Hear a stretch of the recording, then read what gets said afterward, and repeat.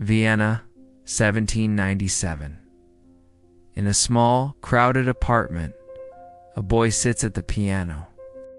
His family is poor, his world small, yet from his hands pours a music so intimate, so achingly human, that centuries later it still reaches into our hearts. This is the story of Franz Schubert, the quiet genius who gave us the soundtrack of longing, beauty, and sorrow. Born January 31st, 1797, the son of a schoolmaster in Vienna. Grew up in a cramped household, one of 14 children, only 5 survived to adulthood. His father expected him to become a teacher, but Franz had other gifts. At age 11, he entered the prestigious Imperial Chapel Choir. There, his extraordinary ear and memory set him apart. He devoured Mozart, Beethoven, Haydn, and soon began composing his own works. By his teens, Schubert was writing symphonies, chamber music, songs with a fluency that seemed impossible for someone so young. Schubert's genius found its truest voice in the lead, the German art song. He composed over 600 songs.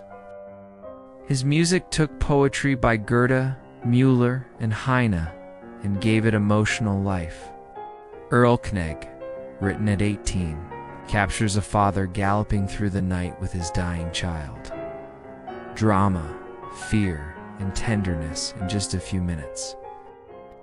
In Erlkönig, the galloping horse and terror of the night are painted as vividly in the piano as in the singer's voice, a brilliance that set Schubert apart from his contemporaries. His cycle Winterreise is a portrait of loneliness and despair.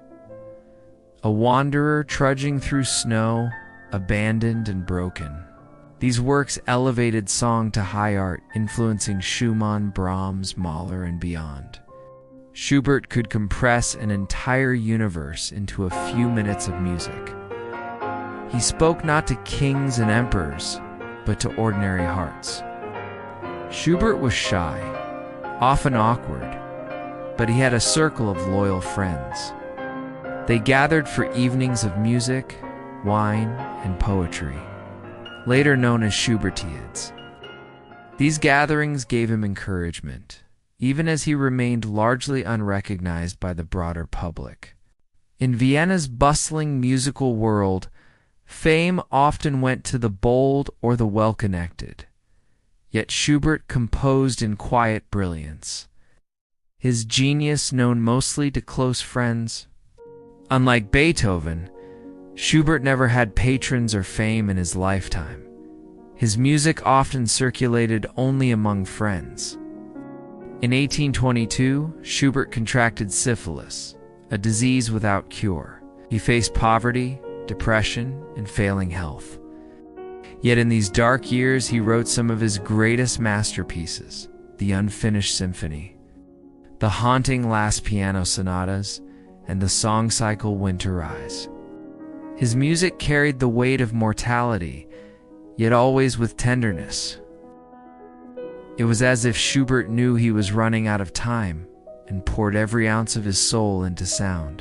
In 1828, at just 31, Schubert died, likely from complications of syphilis and typhoid fever. He was buried near Beethoven, whom he had idolized. At his funeral, one mourner said, "The art of music has here entombed a rich possession, but still fairer hopes." Today, Schubert's music is considered a bridge between classical clarity and romantic passion.